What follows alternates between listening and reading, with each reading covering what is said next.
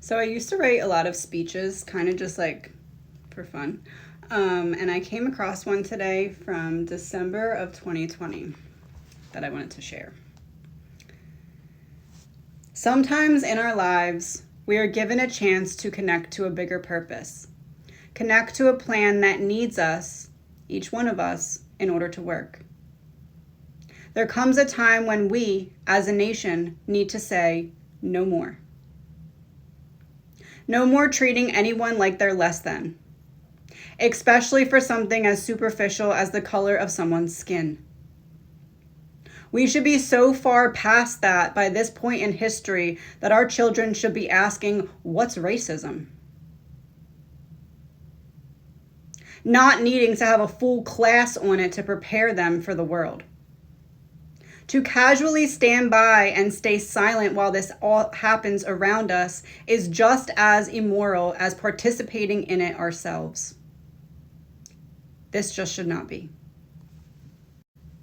Human beings operate from one of two places, fear or love. And maybe it's easier to understand if you look at it that way. We, as a body of people, are unsure and terrified, and very rightfully so.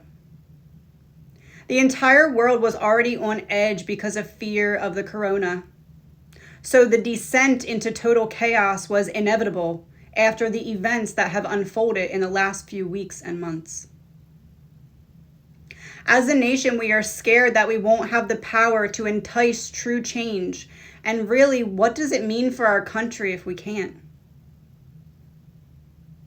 Where can we possibly go if we are at rock bottom and still trying to dig?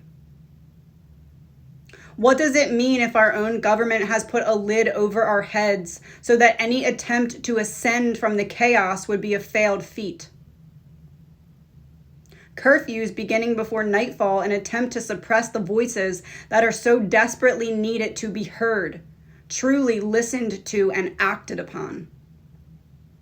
How can we possibly ever claim that justice has been victorious when the proof of the opposite slaps us every day across our faces, intending to wake us up to the obvious? We are losing our names and becoming a number. So many are losing their voice and becoming a statistic.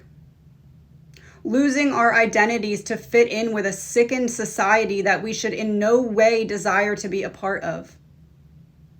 What you see here is what you get.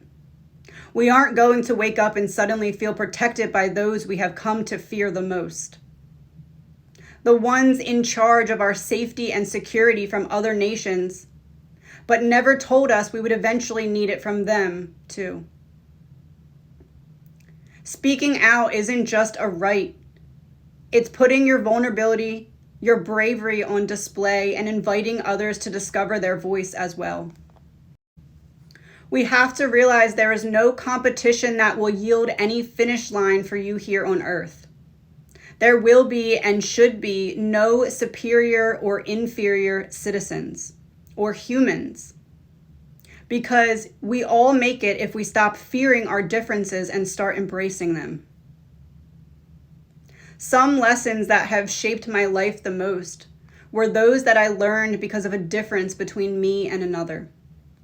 Differences started to excite me because I realized how much we could learn if we'd all stop thinking we are the one that has to have it all figured out.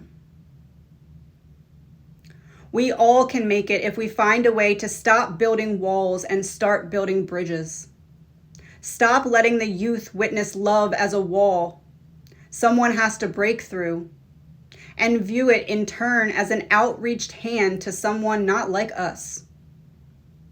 To someone who can help us open our eyes to truly see what's being put on display by the division within our government, spreading untruths and covering lies, handing out money to keep their secrets, encouraging hate and animosity. So afraid. Afraid we will eventually realize there is strength in numbers, guidance in knowledge, and more power in prayer than even the top officials believe themselves to have. Nobody has the power over us unless it's given to them.